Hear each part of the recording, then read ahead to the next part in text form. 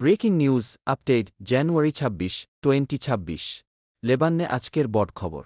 আজ ইসরায়েলের বিমান হামলায় হিজবুল্লাহের টপ মিলিটারি লিডার হাসদম Ali Tabatabai Haytham Ali Tabatabai নিহত হয়েছে, যা মধ্যপ্রাচ্যে উত্তেজনা আরও বাড়িয়েছে।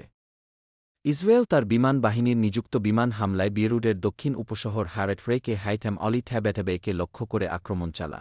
হামলায় হাইথাম আলী থ্যাবেথেবে সহ কমপক্ষে ৫ জন নিহত ও ২৮ জন আহত হয়েছে, সরকারি সূত্রে এমনটাই জানা গেছে। ইসরায়েলি অথরিটিজ জানিয়েছে, তারা হাইথাম আলী থ্যাবেথেবেকে একটি টেররিজম টার্গেট হিসেবে টার্গেট করেছিল। পরে হেজবল্লাহ তাদের প্রকাশিত বিবৃতিতে হাইথাম আলী থ্যাবেথেবেকে গ্রেট কমান্ডার হিসেবে উল্লেখ করে তার মৃত্যুর খবর নিশ্চিত করেছে।